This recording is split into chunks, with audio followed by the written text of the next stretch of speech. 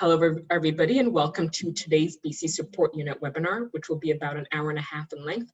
My name is Belinda Jampo, and our webinar today is entitled Online Poster Presentations, What, How, and Why? And it will be presented by Kelly Teo and Amber Huey. So before we begin today's webinar, I would like to start by acknowledging the ancestral, traditional, and unceded territories of the Musqueam, Tsleil-Waututh, and Squamish nations from whose traditional lands the BC Support Unit operates from and for which we are presenting today's webinar on. Now, you may have noticed that you've just been made attendees as you've joined the webinar, and that's just strictly for the webinar purposes. You will not be able to share your questions using your mic than in other Zoom meetings, so you are encouraged to use the chat box to ask any questions you might have for our presenters, which they will try to answer at appropriate times during the presentation. Just to let you guys know, this webinar is also being recorded and will be made available on our YouTube page, BC Support Unit, so you can be able to share this with your friends, colleagues, and others. So with that in mind, let's pass this over to our presenters.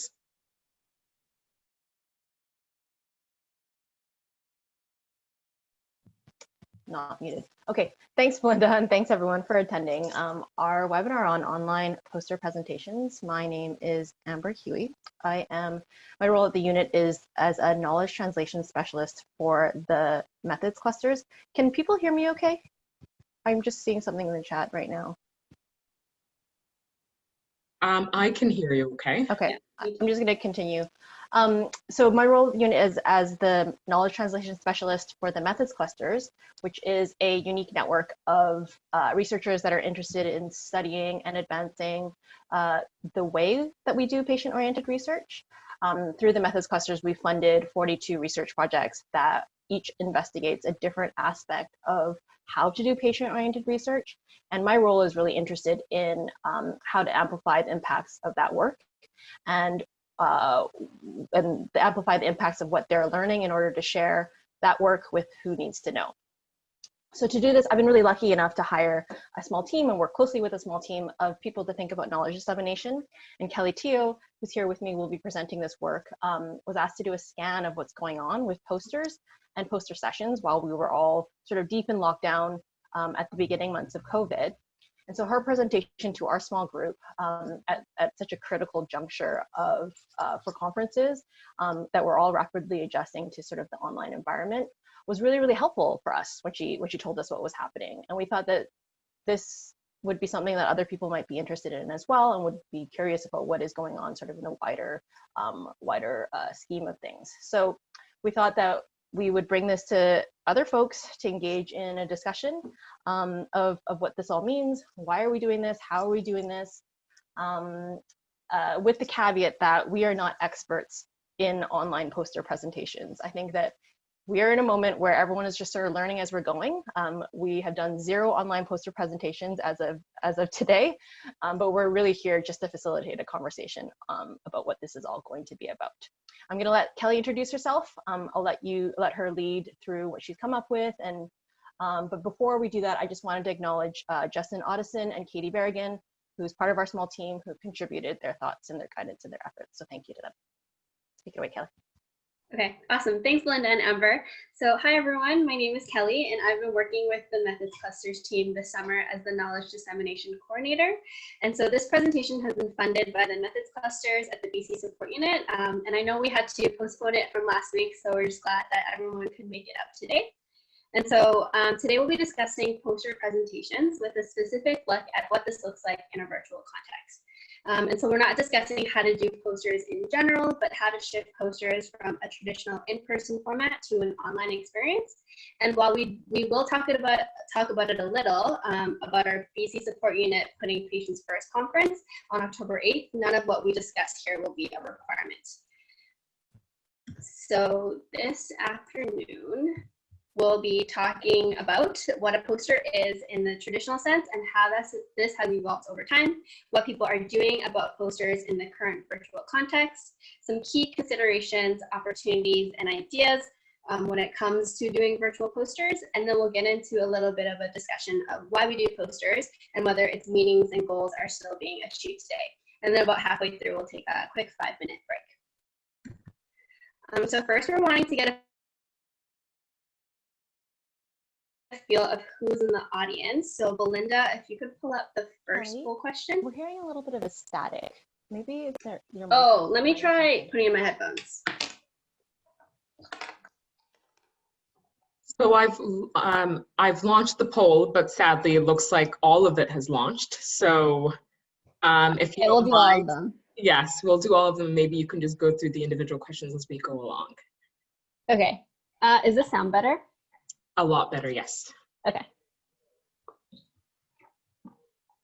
So we'll give people maybe a minute to answer these questions, maybe 30 more seconds to get some responses in.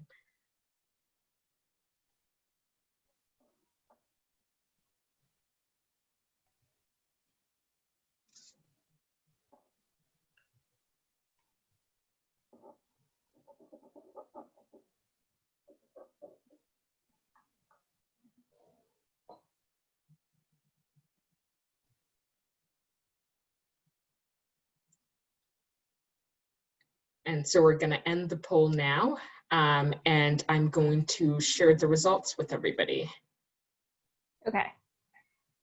So it So- looks like we have, oh, you go. Oh, no, I was going to say, let me know if you can't see it, Kelly, but I can see you can view it as well. Oh yeah, so it looks like we have quite a few conference presenters. Not many people have presented a virtual poster before, and not too many people are presenting at our conference, but that's okay. Okay, great. Thanks, everyone. Okay, so to start off, what is a poster? So these images represent kind of what we all typically envision when we say poster. It's typically research methods outlined in some visual way. And what posters have looked like have traditionally stuck to this type of format. And because they haven't really changed, it comes at no surprise that posters and poster sessions have their critics.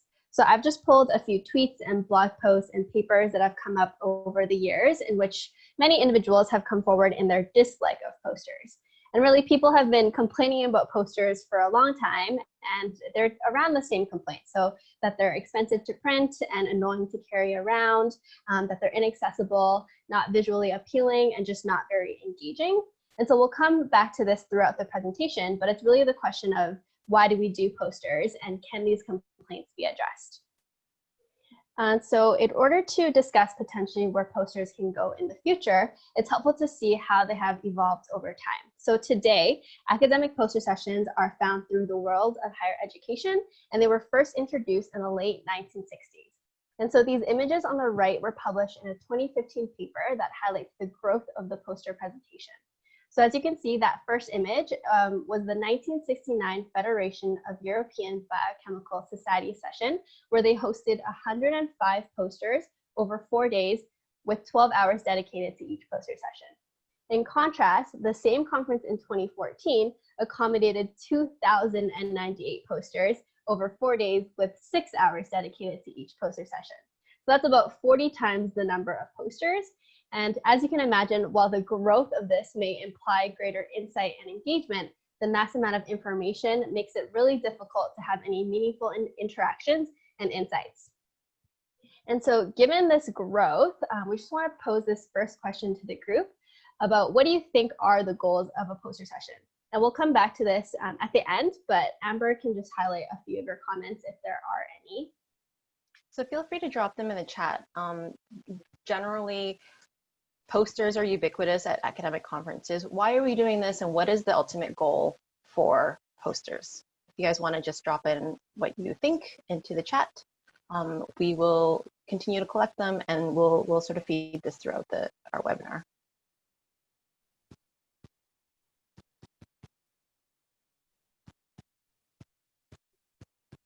It's a quick way to hear about new research, absolutely. It's a good way to tell people in your network what you're doing, what your new insights might be. It's a way to network, definitely. Knowledge mobilization, absolutely, to share your findings, to provide like a sort of a overview of the current state of knowledge in a given field. A visual snapshot. I think the visual piece of it is certainly unique to the posters. Provoke curiosity. I like that continue to drop these in here. We're going to sift through these as we go. But Kelly, do you want to keep on going? Okay, thank you, everyone. And so from the traditional poster format to the decision to make poster sessions kind of a walking hallway experience, there appear to be some key elements of a poster that many of you have already mentioned.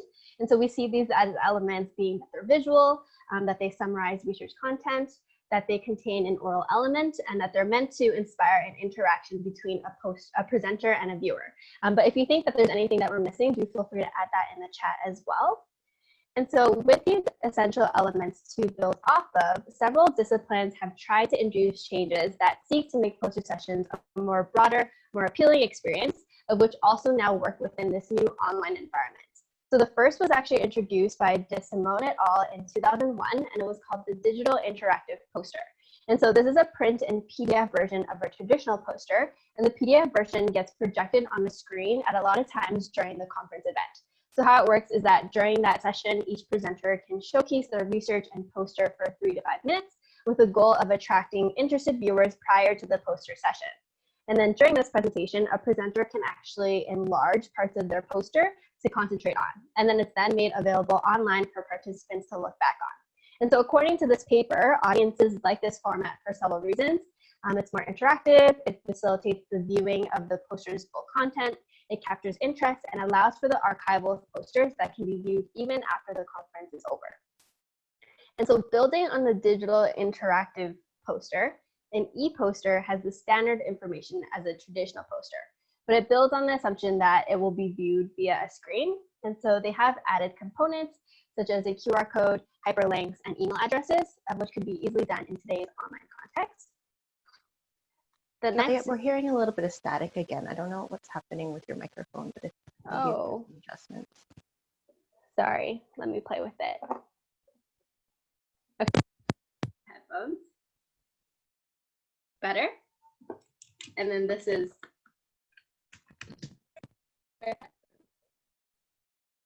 no. Okay.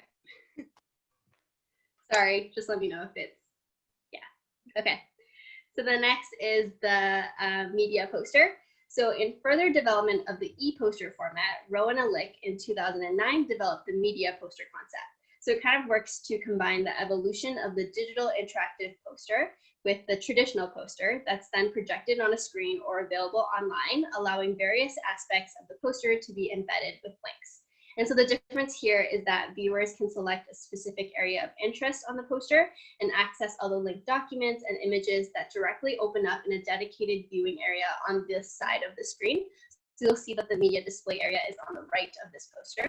And so in this way, viewers aren't redirected to a web page and the original poster is still always in view. And then finally, the last one that we'll discuss is the use of virtual reality. So in October 2006, New Media Consortium hosted a 12-day international symposium entirely within the virtual world. And so poster presenters were not physically present, but they used virtual reality to interact with other online participants. And so as you can see, there's still the larger poster in the back with the presenter's avatar available to engage with anyone that walks up to them. And then similarly, in a more recent conference that's actually happening today and tomorrow, the Patient-Centered Outcomes Research Institute annual meeting, their poster session looks like this, and their entire conference is occurring within the virtual world. And so through this poster evolution, we see how people have adapted posters to a more online and interactive experience, from hyperlinks to embedded videos to an entire conference in an online space. And so the question now is just whether or not these changes are working to translate knowledge in the way that we want them to.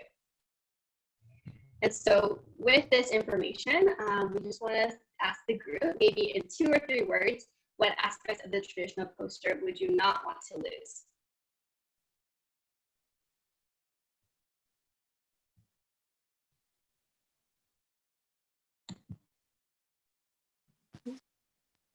Yeah, we're sorry about the static. We're not quite sure what's happening and why, but if there's something that we can do to fix that, we will.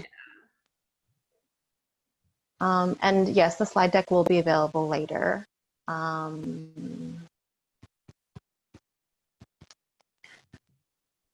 Okay, so we're hearing definitely the visual, the graphics of it is important. The key takeaway message is super important. And the networking piece, absolutely. Okay, great. And then another question is, what aspects of the poster experience then would you prefer to be done in a different way?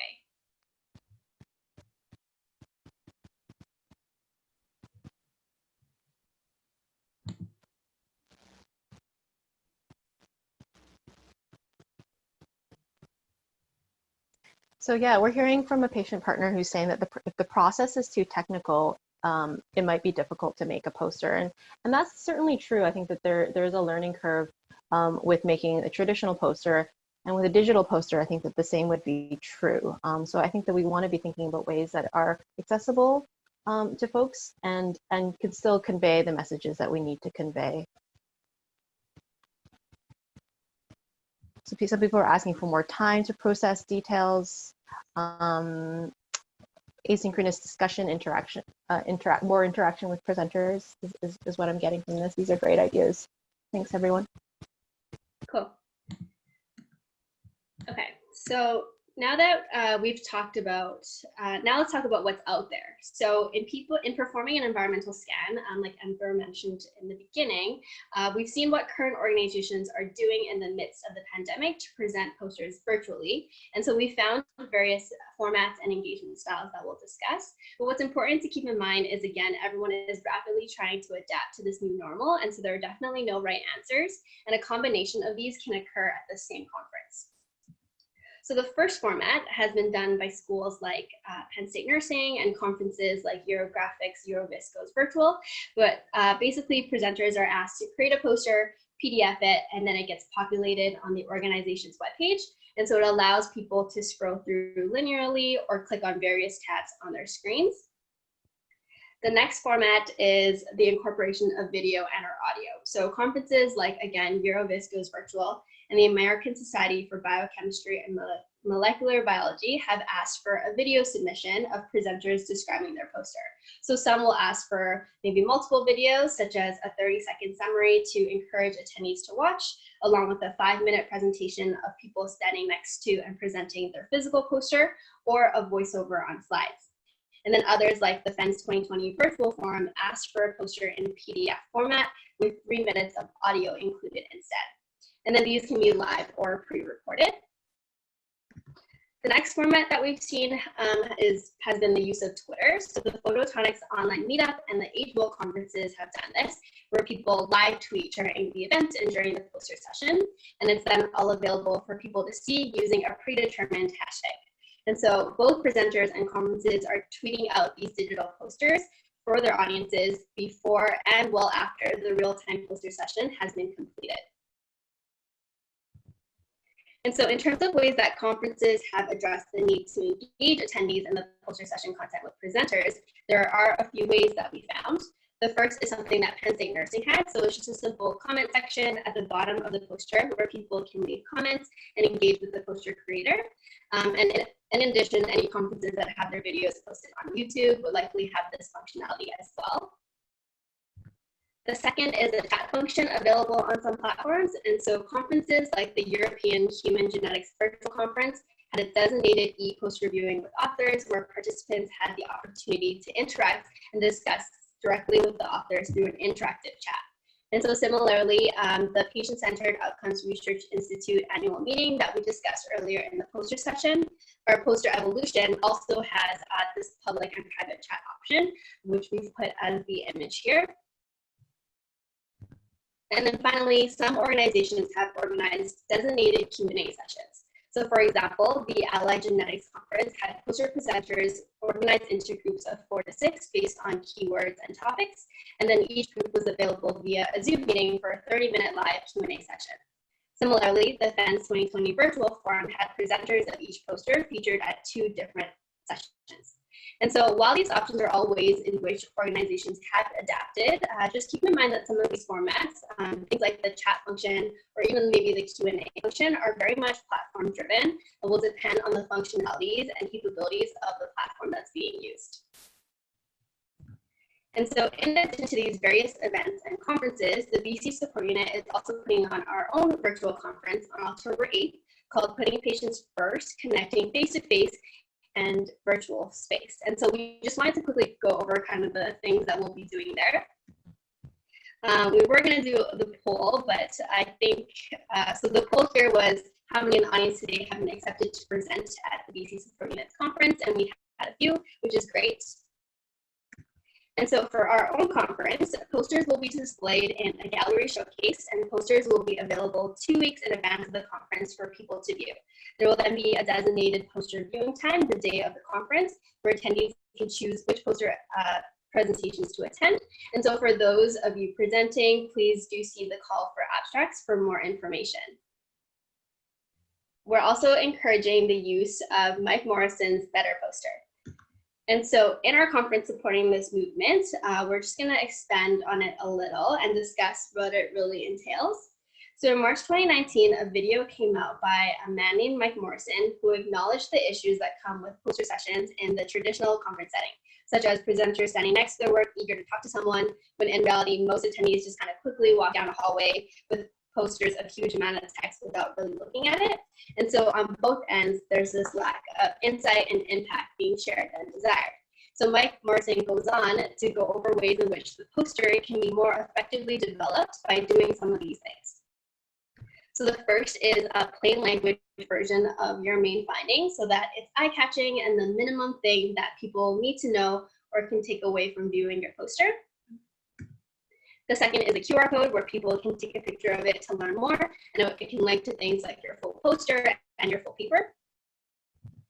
The third is an ammo bar. So this is speaking notes for the presenter on the side that they wish to stand on. So it can include things like tables and graphs that can help the presenter answer questions from attendees. And then finally, there's the silent presenter bar. So this is where attendees can come up to your poster to read more in depth of your research if the presenter is busy engaging with someone else or isn't available. And so his argument is that doing posters in this way is more rewarding than traditional posters, and it improves the poster session experience by translating research better and faster. And so for more information, you can take a picture of the QR code that I've put on the right corner of this slide, which will link you directly to his YouTube video on this poster format. And then in addition to this, something that may be more effective within this online context is the use of Twitter. So in another one of Mike Morrison's videos, which I've also QR coded in the slide here, he discusses how traditional posters don't work when it comes to Twitter. And so instead, he's just producing a GIF that you can post along with a hashtag for people to find, turning it into an animated slideshow of 3 to 5 slides of what people need to know. So I'll just play a quick clip of what we mean when we say a GIF on Twitter. Can everyone see that? Yes, Kelly, not to throw you off, but there is a bit, your audio keeps cutting out if there isn't static as well. I'm not sure if there's a way to fix it, but I just thought I'd bring that to your attention. Okay, is it better with headphones or without? It still has the static, but just to let you know. Okay, sorry about that. No problem. Okay. Sorry, so we'll just, oh yeah, Amber? No, it's okay. I think that if people just want to like chime in, if you want something repeated, we can absolutely do that. And someone is saying that the headphones are better, so maybe we do. It might be the internet connection. Okay. Do you want to try turning your video off? Maybe that will help. Oh yeah.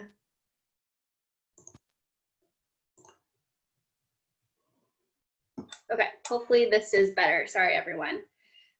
So I'll just play this again, but basically this is what we mean when we say a GIF that you can post along with a hashtag. So it's just an animated slideshow of 3 to 5 slides, and it allows people to go on Twitter and continually scroll and learn. And so his templates are available on the Open Science Framework. And again, we've QR coded the link to the YouTube video here.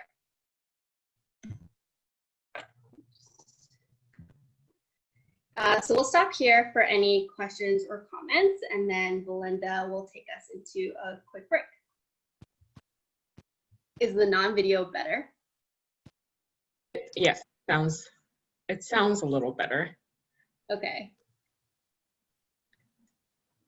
And so are we taking a 5-minute break then, or? Sure, maybe let's take a break, and we can see if we can do some more troubleshooting with Kelly. You're doing great. If there's any questions or comments from the group, feel free to drop them in the chat, and we can return to them in 5 minutes. So we'll take a 5-minute break then, everybody.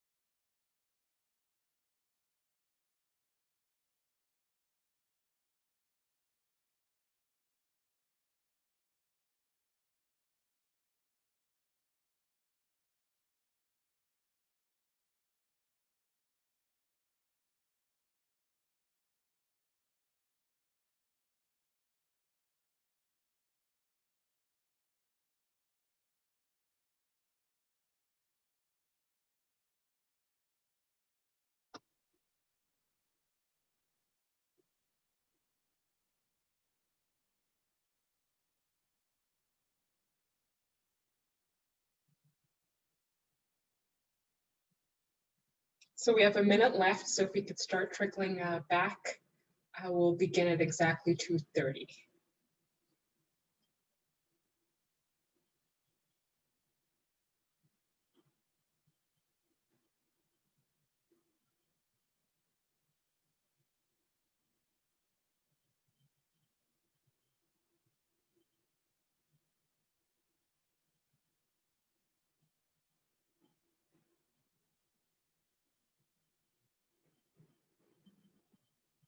So it's 2:30 now, but Kelly, if you need some time, just let us know. No, I'm good. I'll just leave my camera off just in case though. Yeah, that should work. So we can get underway then.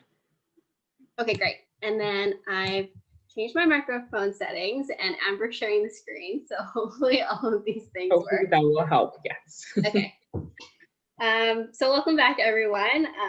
Now that we've discussed the what, we're going to discuss the how and the why. So next slide, please.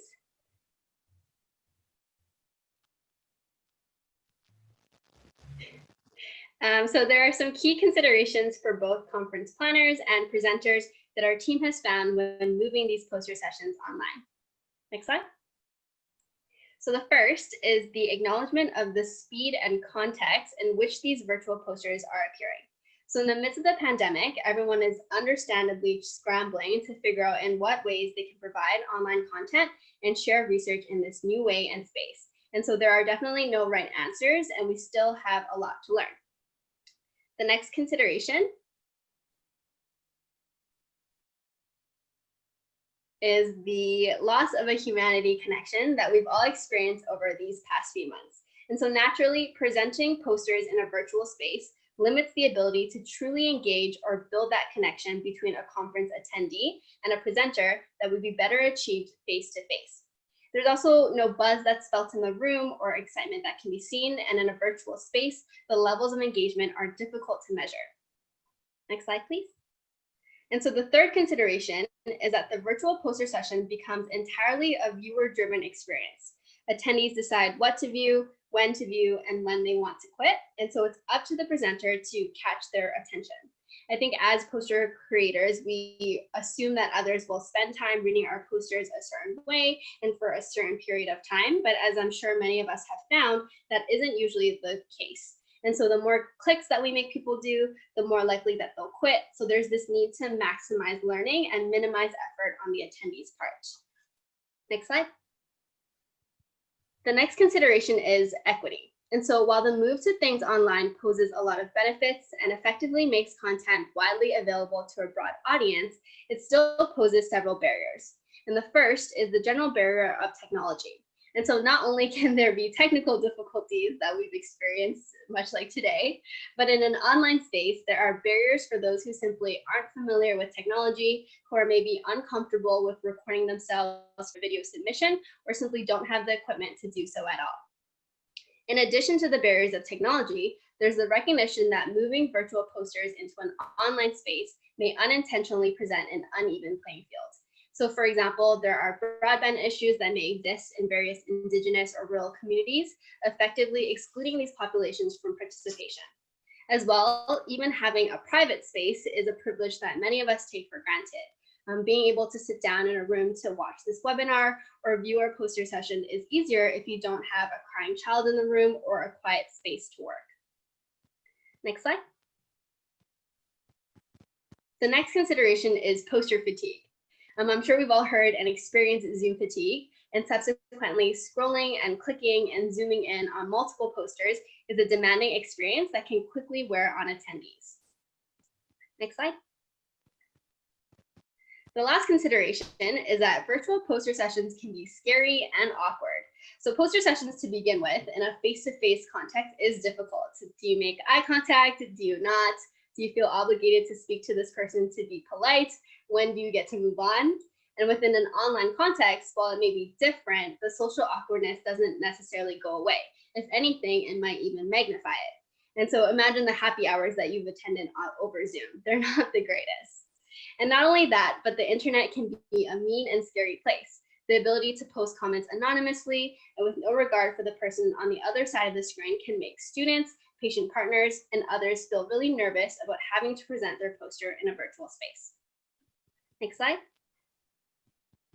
And so highlighting these considerations and barriers isn't to say that it's all bad though, it's just things that we need to be aware of if we're to address and transform this space. And so before we get into opportunities and ideas, I'll just stop quickly again if there are any questions or comments that have come up.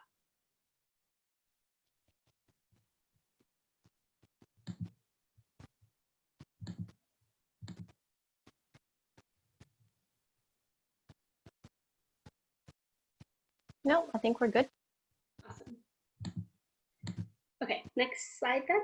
Okay, so the first opportunity is the fact that a virtual poster can be made searchable. So in this way, posters can be tagged by various key terms or topics, making them more tailored, relevant, and applicable to every viewer based on their interests.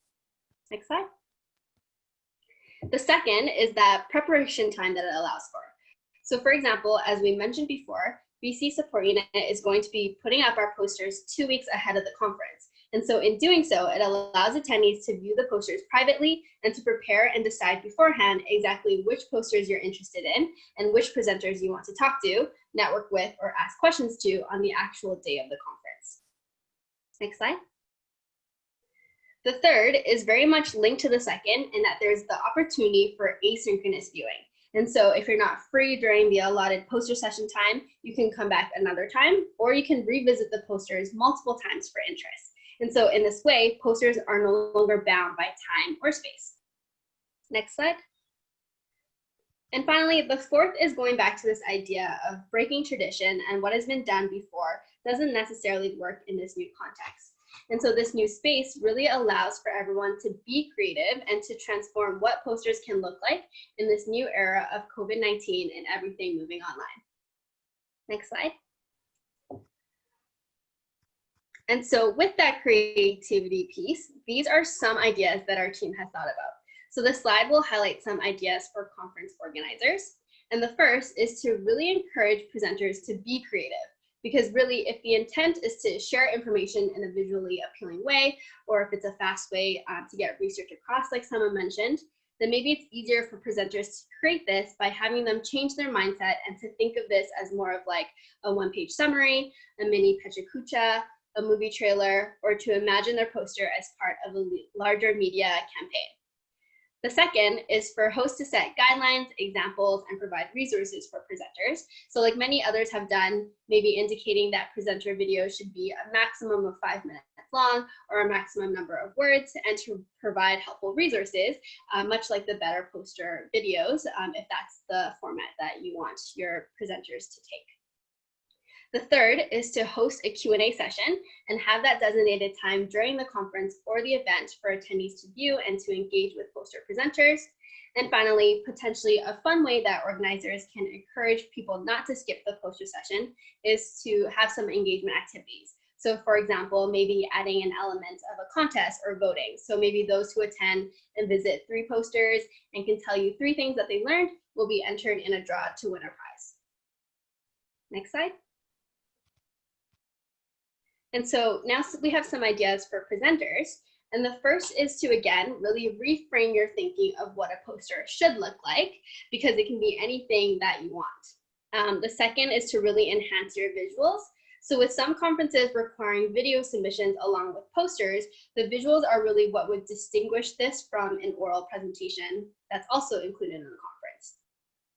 The third is, should there be an opportunity to have a Q&A session, is to prepare some of your own questions or discussion points ahead of time.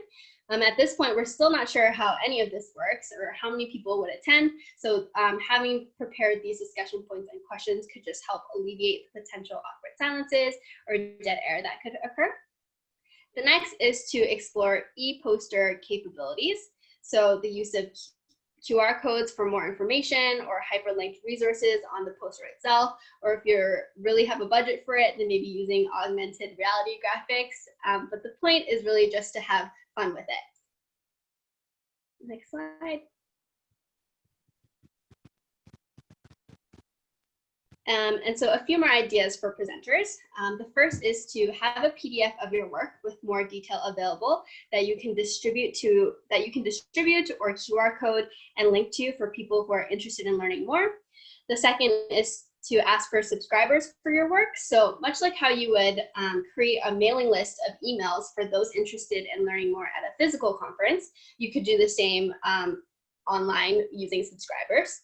And then finally, to really think of your poster as a piece of a larger part of a communication campaign for your work. So in this way, you're not pressured to share everything all at once, or so it's kind of like a teaser. Next slide.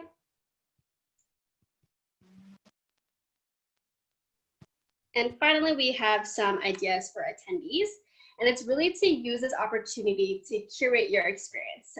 So view the posters in advance so you know who best to reach out to within a limited time, and so that you have that time to really plan your questions and to be engaged on the day of. And in addition, we really do encourage that you provide feedback in whatever avenue that the event allows. So as we've said, we're all still learning, and now is the best time for feedback and changes to be made. Next slide. And so finally, in discussing these considerations, opportunities, and ideas, it all really comes back to, why are we doing this? Why do we do posters? And why are we talking about it in this webinar? And so our team sees this as a particularly important and relevant topic in this current climate because of new challenges posed by COVID and the weight of tradition. So with everything moving online, getting people to take the time to actually view the posters and making them engaging and worthwhile to look at is a challenge. And in addition, there's this weight of tradition that we've discussed throughout the presentation. And so we're really in this space now where many types of posters have been trialed and evolved, but we still seem to be stuck. And so hopefully, in bringing this discussion to the forefront, this now becomes an opportunity to change how we formally view posters and the process. Because really, with the way things have shifted with COVID, there's now this opportunity to start from scratch and kind of revamp how the poster sessions may exist and work to translate knowledge. Next slide.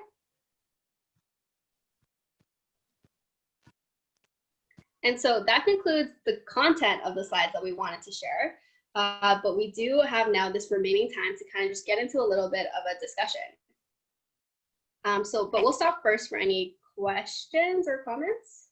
Yes, Kelly, there are some questions that came up. First of all, thank you for hanging in there. The audio is much better, at least on my end. I hope it is for everyone as well. So thank you for taking us through all this. This was a lot of information. I'm sure other people are just starting to process it all. And we're happy to go through things that might be percolating still, and things that you might want to hear again. I do see some folks submitting questions both on the chat box and on the Q&A. Just for ease of my slow brain, it's helpful for us if we just use the chat box. We will address the two questions that are in the Q&A right now, but if people wouldn't mind just popping them into the chat, that would be great. The first question we have, Kelly, is about the 4 components of the poster.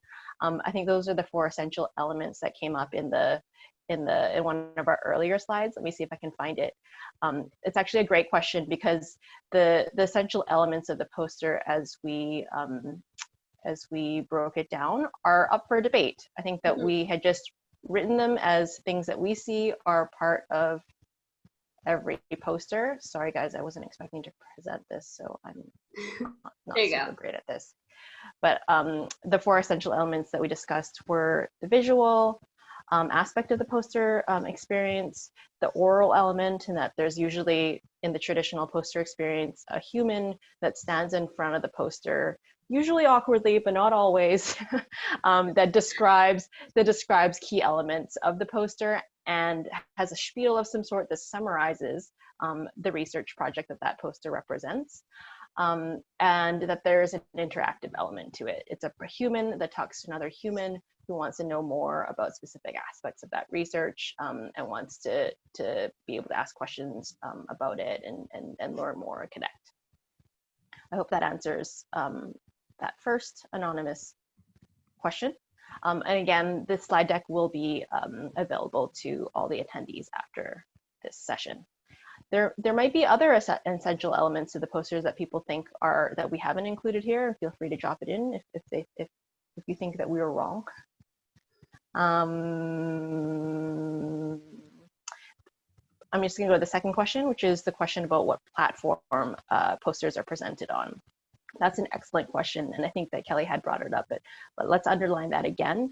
I think one of the first considerations that she had discussed was that we are in a really quick-moving context where conferences have always been online. I think some conferences have always been online, but all conferences are sort of moving online at this point, and not all conference planners are able to quite figure out how to do it yet. And the folks that are actually have the software in order to present to do the conferences are really who tell us what can happen. with the poster presentation with all the different elements of a conference. I think Belinda is someone that's coming up against this right now, because she's the one that's been engaging with the suppliers for our BC Support Unit conference. But everyone that's presenting a conference will be coming up against the limitations and the opportunities of each platform. But they are widely ranging, and what Kelly had described in terms of all the different elements are sort of what she's seen as she's looked through all the different conferences that she's done a scan of. But it really does depend on what I don't even know what they're called, what software solution that a conference organizer selects to present that conference. So Zoom has certain limitations, sort of the larger ones have certain limitations, and they can tell you what can and cannot happen. That said, again, software changes all the time, and the new tools and the new media that's available, I would predict, will just start to become more and more incorporated into this context as we keep moving along in this direction.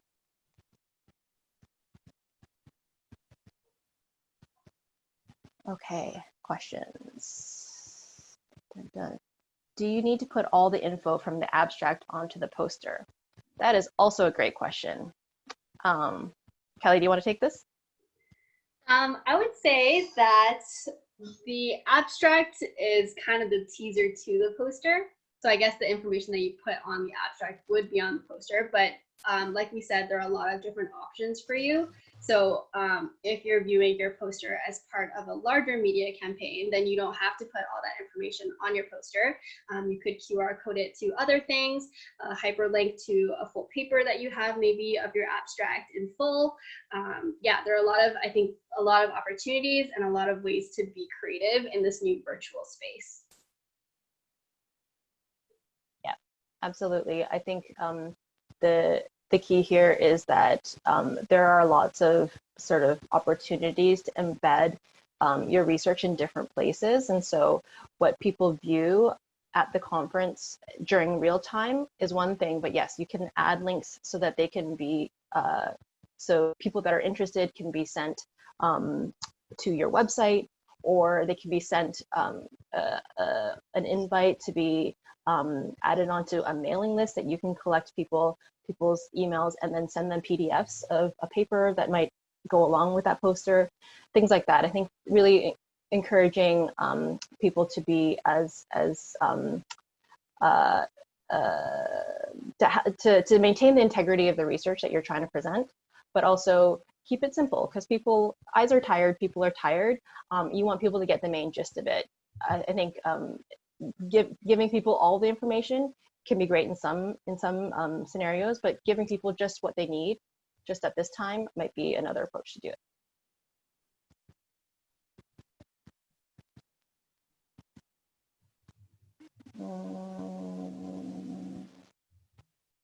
How do you accomplish the oral element and the interactive component virtually?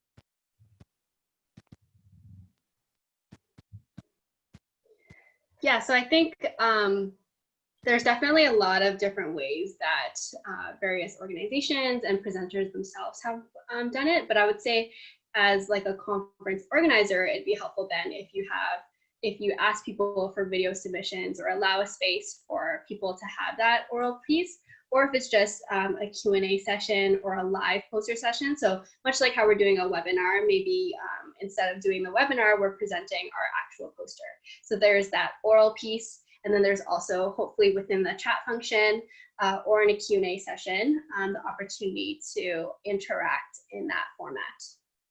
Kind of like how we're interacting through this webinar as well.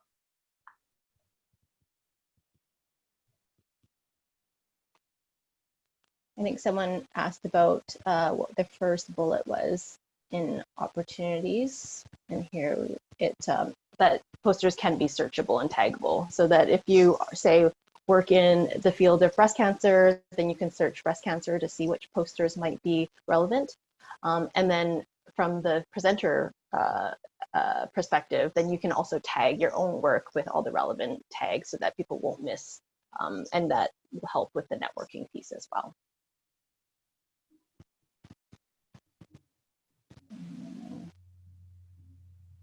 we have one attendee telling us about the platform that she's using called iPoster Editor Site. I don't actually know anything about this. Kelly, do you know about this? I do not. I mean, Angela, if you wouldn't mind telling us a little bit about it, I think that the group here might love to hear about it if you wouldn't mind. Belinda, if you wouldn't mind unmuting Angela. Angela yes, I will do that right now. Just a second, Angela. So, and someone else is asking about examples of the different software.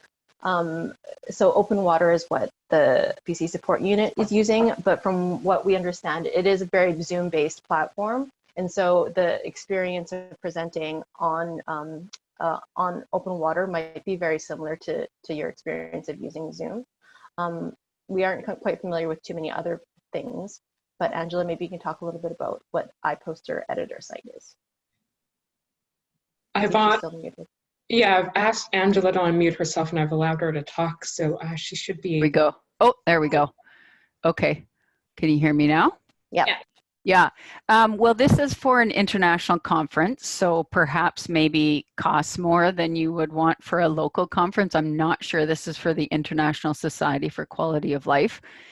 And from what I can tell, yeah, you can do the poster in PowerPoint or in PDF, and you basically create it in the platform, and then it can be directly uploaded. So it can have text and images and content, and you could import these things that you've been talking about, like the format you highlighted with Mike's work, and then you can also attach to it video and sound files or any other dynamic external information. It said like visualizations. So it looks like there's quite a few options, and they have, you know, different editing tools that you use to edit it right on the system. So it's good if you're able to do it, not so good if you're not very tech savvy, and then you're totally looking at how to do a poster and create it. How different was it from creating posters the way you might have traditionally done it? Like, I mean, I used to do them. I just do them on PowerPoint, and I put them on. That's normally what I would do, is on PowerPoint as well. So I guess there's still the questioning, like if you wanted to have really good graphics, would you hire someone to do it, but then still upload it to your poster?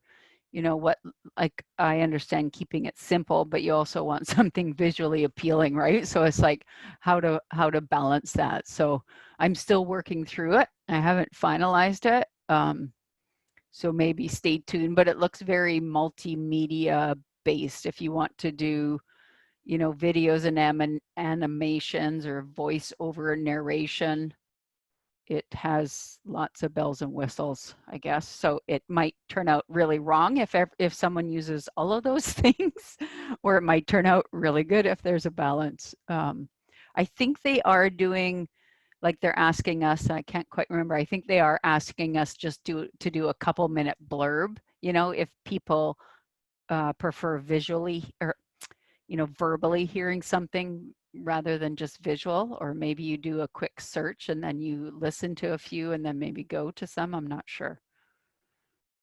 And was this software provided by the conference itself? Yeah, like the conference provided, so all the poster presenters got sent this, sent this link to this iPoster session, and then you're given a username and password, and then we were sent instructions on kind of basic stuff on how to use it, and then to just go in, and it kind of has a gallery that you can pick from and pre-formatted templates and stuff like that.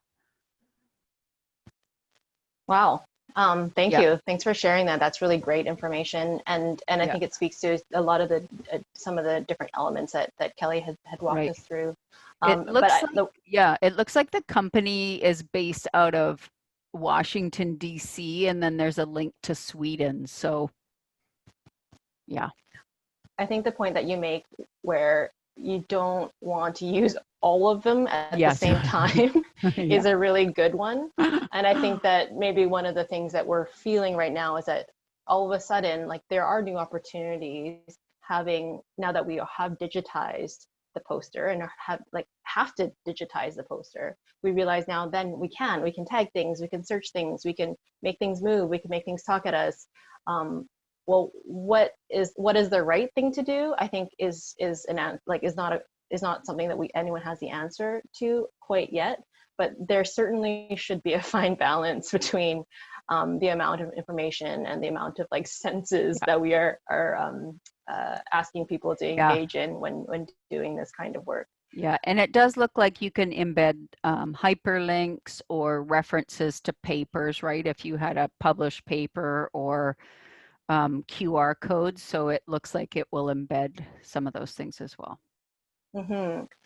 Yeah, I'm glad that you said that, because I think that again, I'm not offering an answer to what is the right balance of things, but I think that the first question that we asked in this webinar, aside from the poll questions, are about the goals of the poster and the goals of the poster session. And we heard things like, we want to network with people, we want to be creative, we want to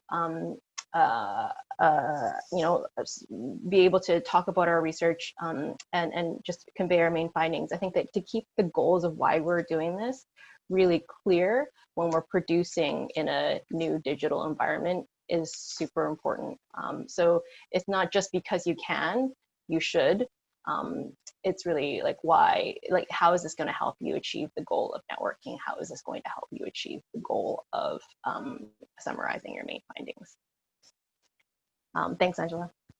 You're welcome. Thank you. Okay, more questions. We have some questions on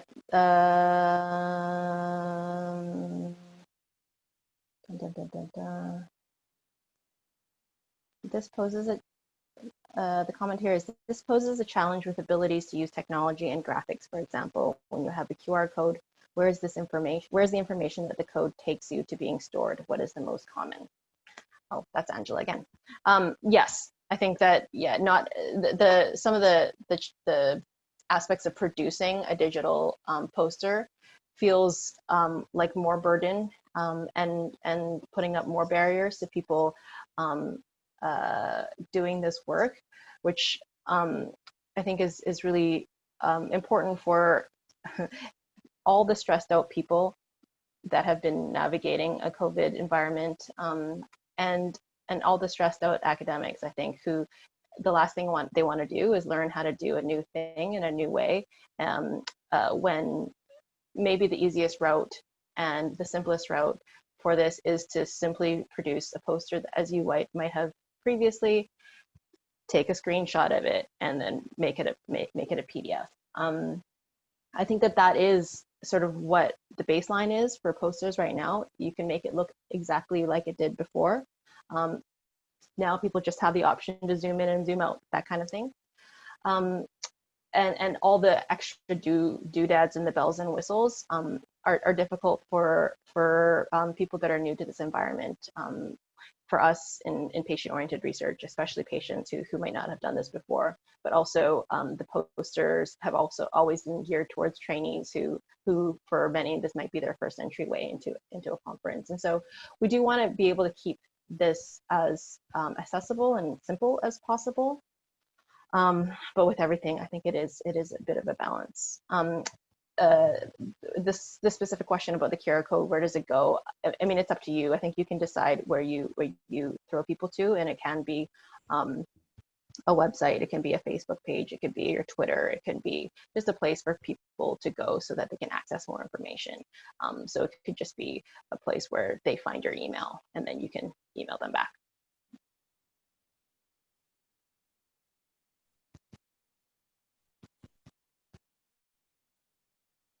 We are getting some questions about our specific VC support unit conference, and I'm happy to answer them to the best of my ability. However, I'm very sure that I'm not the expert on this. Pat Atherton, who has been organizing our conference, is the authority on what's going to happen with the poster sessions.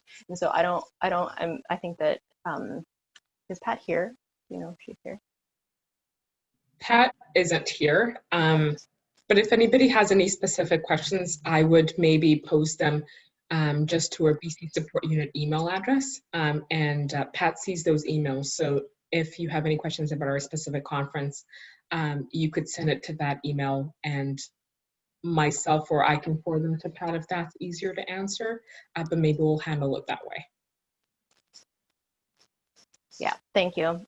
I think that with the BC Support Unit Conference, the idea was that she wanted this to be as low barrier as possible. And so just to underline what Kelly said at the beginning, you know, we did a bit of a scan to see what was out there, but in no way are we saying that anyone has to do any of these things. Especially for patient partners who are feeling overwhelmed about all the information that they might have walked across today or been dragged across today by us. The regional centers are there to support you, to help put together your poster if this is the first time you've done it. Your research team could help support you in putting together the poster if this is the first time you've done it. And if it looks like a traditional poster, that's perfectly fine if that's going to suit your needs for this conference. I think that this discussion is really about are there ways to do things differently? Should we and can we? And what have we come across so far? So please don't feel overwhelmed by everything that's here. There's no obligation to do that. We just wanted to search in different directions and think about opportunities. With that, we're also seeing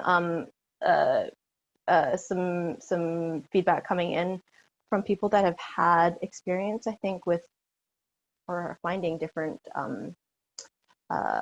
software, I believe. Someone's mentioning YoTribe or Remo, which I haven't heard of. Kelly, do you know what those are? Maybe if Lana, who submitted this question, wouldn't mind speaking to them, I think the group wouldn't mind hearing about it as well.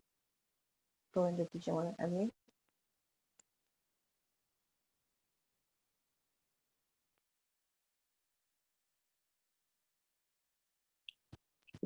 Hello. Hi. Thank you so much today for this webinar. It's been really useful.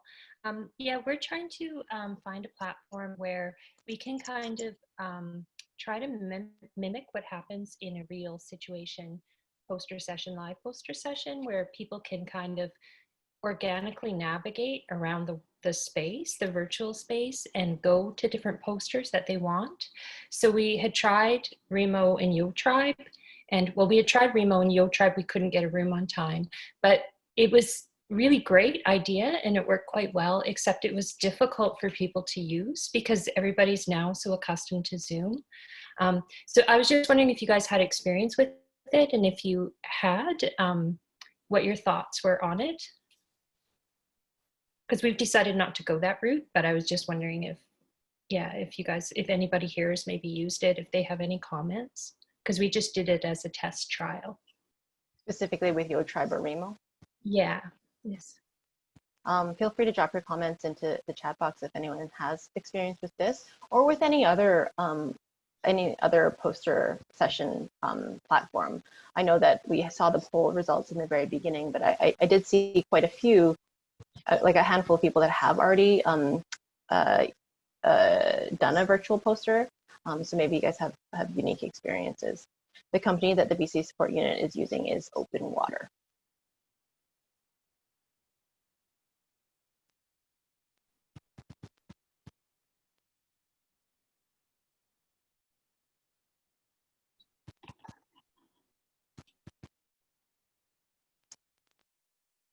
I'm not hearing any comments. I do have someone in our Q&A, Steve Coldicott, who is building virtualposters.com, which launches in a couple of weeks.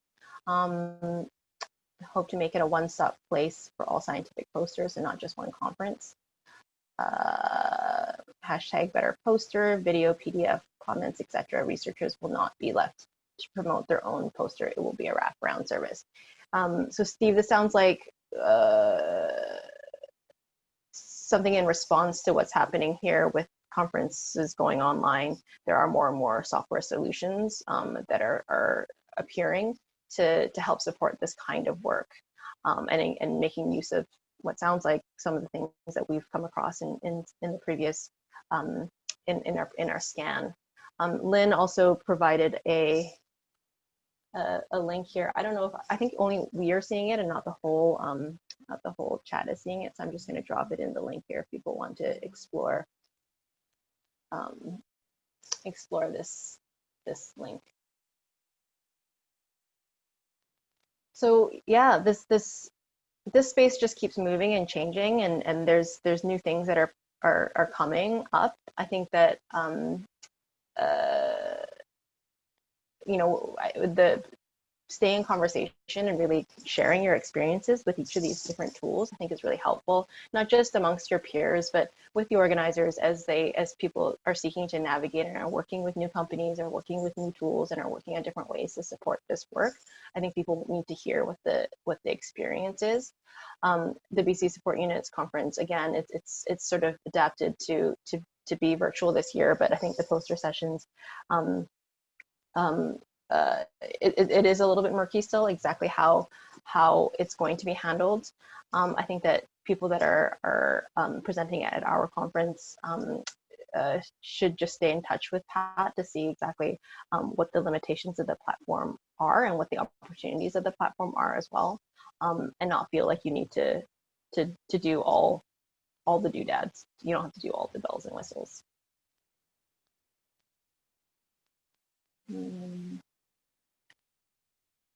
Kelly, do you have something to add? I'm just going to scan through the questions to see if I missed any.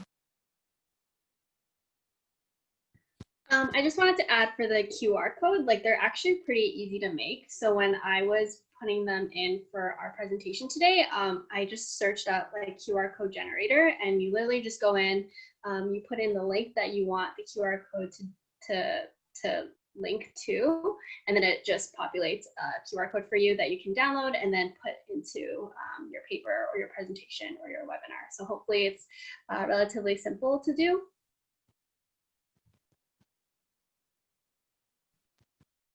Yeah, I appreciate, Kate, your comment here that it sounds like a lot of research will need to be done prior to starting to develop the poster.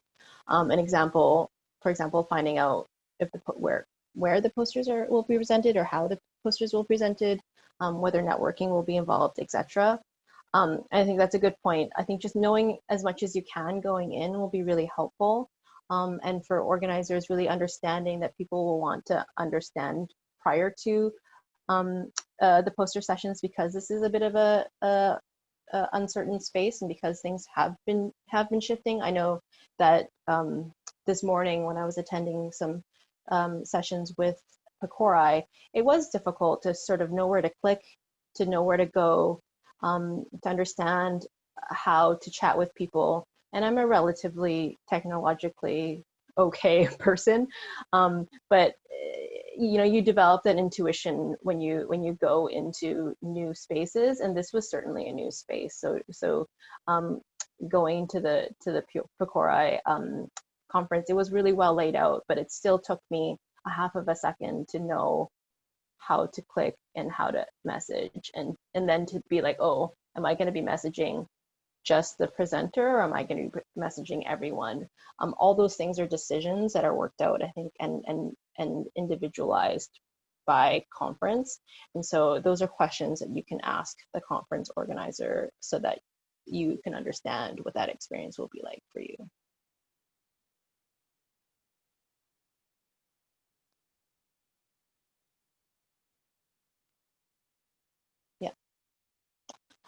Yep, so Mike Morrison has done a lot of work on the Better Poster, and his work is well represented. You can just do a quick Google search for the Better Poster, and I think that Kelly has the link to it in this presentation as well. So feel free to sort of navigate that. There are people that love it and people that hate it. I think that there's a lot of desire to work with tradition when it comes to posters, and that, you know, you want to see your methods, you want to see your analysis, you want to see the data, and you want to see the results and all of that. But some people don't want to see any of it, and so there is a bit of a tension about what is the right amount of information to share with people and what is the right method. But definitely go in there and explore the tools and see if that's going to work for your work.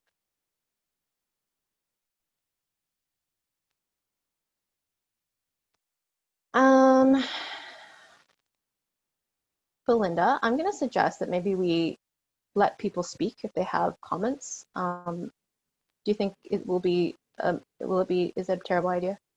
It's not a terrible idea. If you do want to speak, though, if you could just let us know using the chat function, I can allow you to speak. That's probably the best way to go about it. Okay. Or I think you could also, I'm not sure if you can put up your hand using the attendee view, but if you can, you could do that as well.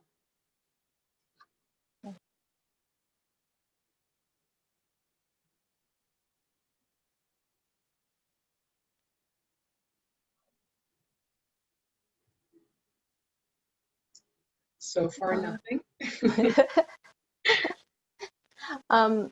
Yeah, hearing nothing.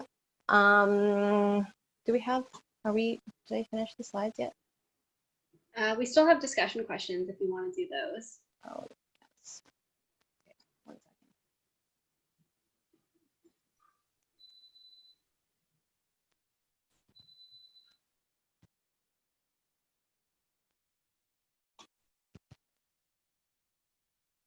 Actually see one hand from Steve, so I'm going to allow Steve to speak. Is that okay, Amber, or should we wait? Yeah, of course. Okay. Hi, thanks. Excuse me. Thanks for having me. Thanks for all the useful information. Kelly, I'm just wondering, you seem to be very well versed in the whole gambit of posters. I'm just wondering if in the course of all your research, if you've uncovered any sort of likely cost for people to attend a conference, the travel, the accommodation, the printing of the posters, the checked luggage, and so on and so forth. Is there a kind of, it's not a standard fee, of course, but do you get a sense of what one could deem as an average cost to go and present a poster? That's a good question, and I actually haven't. I think because like when we were starting with this whole conversation, we had focused just on virtual posters, and with the whole idea of being with that virtual posters, like all of these costs are hopefully alleviated. So yeah, I actually don't have a standard cost that I would say, but in comparison to virtual posters, it would be a lot. Yeah. That is a good point, though. Yeah, Yeah. It just strikes me that you know, people spend such a crazy amount of money on it, you know, in the hope that someone will pass by their poster at the right time when they're not rushing off to another session or to grab a coffee or whatever it might be. You know, and you put that versus doing something virtually where you can reach a global audience, it's just a no-brainer. Yeah, totally. Okay. Thanks, Steve. Okay, thank you. Yeah, I think the costs are definitely a consideration in all of this, and absolutely the cost of producing a PDF with the existing technology that you have on your computer are much less than going to your local print shop, however local that might be, and then sticking it in a tube and then flying somewhere with it and then buying push pins at the corner store or the Staples. But something that Angela mentioned as well was, you know, what if we hire like a graphic designer to do our digital poster that comes with lots of bells and whistles, and then all of a sudden the costs are different and more astronomical. And then the poster editing suite that she had mentioned comes with a cost to the conference organizers. And so how these costs are distributed, I think might be something that we're looking at differently in the future, and who bears those costs. Yeah. So yeah, one of our original questions, I think that we were curious what people thought about was about the goals of the posters. So do you think that the goals of posters are still going to be achieved when going online?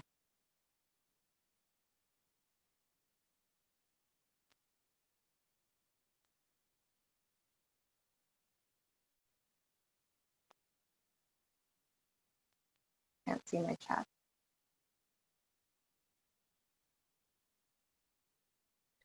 If you want to use your mic to speak as well to this, you could raise your hand as well, and I could allow you to talk.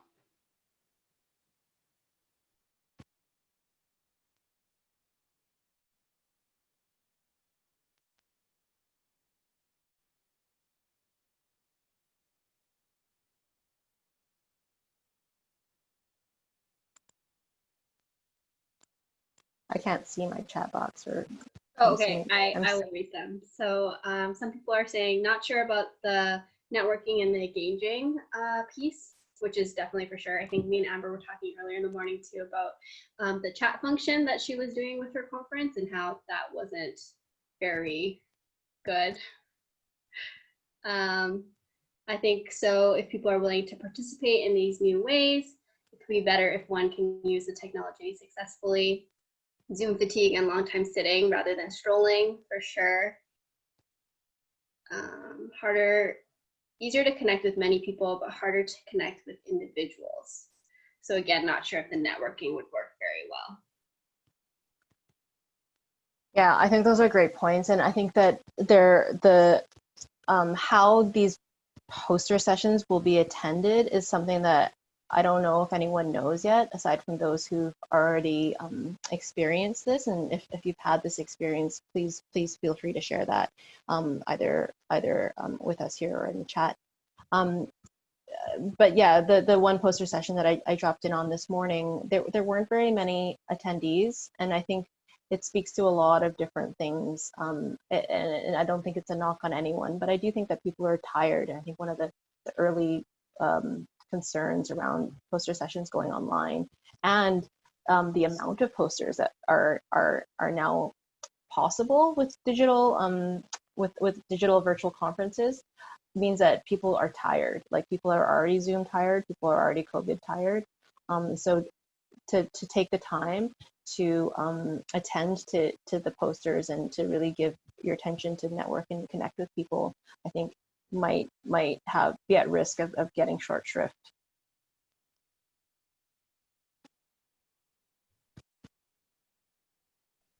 Yeah, just some other comments. I think goals are the same. They actually have more opportunities to disseminate more broadly to different audiences beyond other researchers and trainees. And I think the interactive component that comes along with in-person presentations would be difficult with virtual, for sure. Yeah, and I think that depending on what the platform is, for the interactive component, whether or not it will be sort of like this in Zoom where you can talk to at least a floating head, versus whether it's all done in a chat box where you don't actually see the mannerisms, you don't see the top half of people's bodies, and you only see an icon, I think would be a very different thing. I think that those of us who use texting on a daily basis and then email and then might chat on like Slack or on Teams, understand that each of the different mediums provides a different experience. And so understanding what that experience does for attendees, for presenters, and for organizers, I think will be an essential piece of information that we're going to want to learn through our experiences going forward.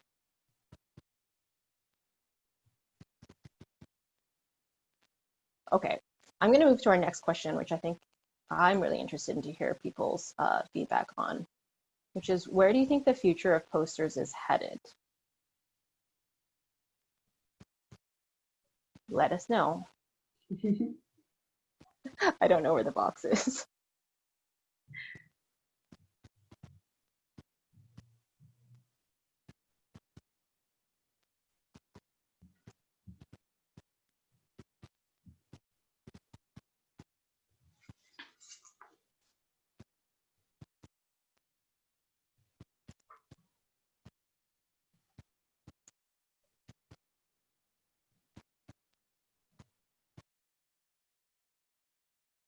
Any thoughts?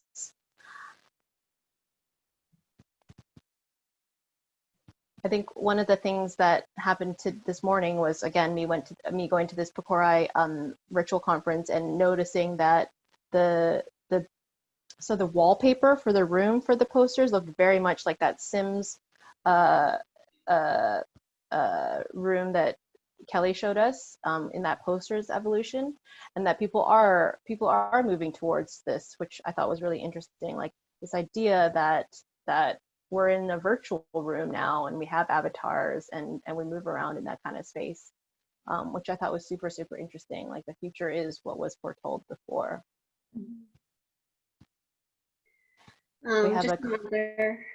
So hopefully more in the direction of the better poster, less data and more overall results or discussion points. I think they will become slideshows or more interactive. I think there will be more interactions and information that viewers can access on their own time, links to other sites and videos and things like that.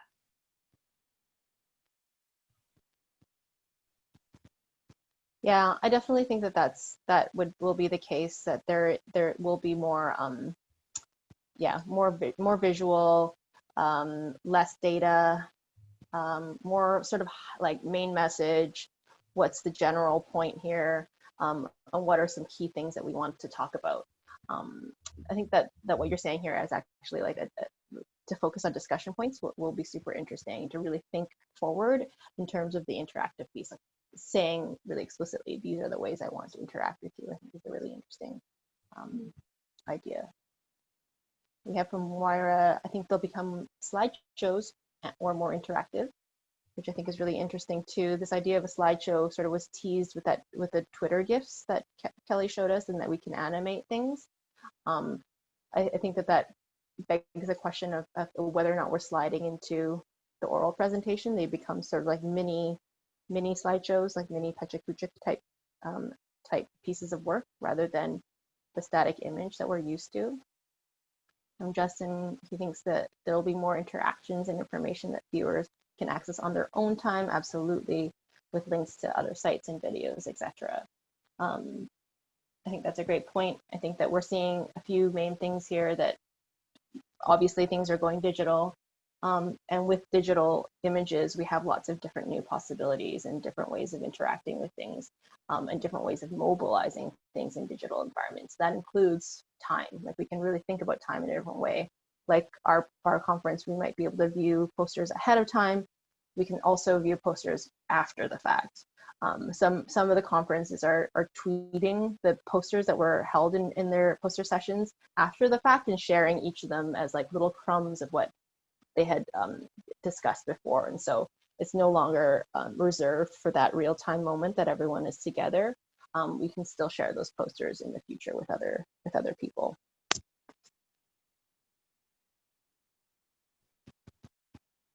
Kate says she misses the conferences and posters, so she hopes that we can still continue to use them. Having said that, the online component is key and should be considered as we move forward to engage more people. Absolutely. Linda's saying ideally the future is headed in directions that inform us through evaluation of the actual value. Yes, impact of different formats versus going with a splash or visual. What aspects of new interactive options are making a difference in terms of moving research to practice?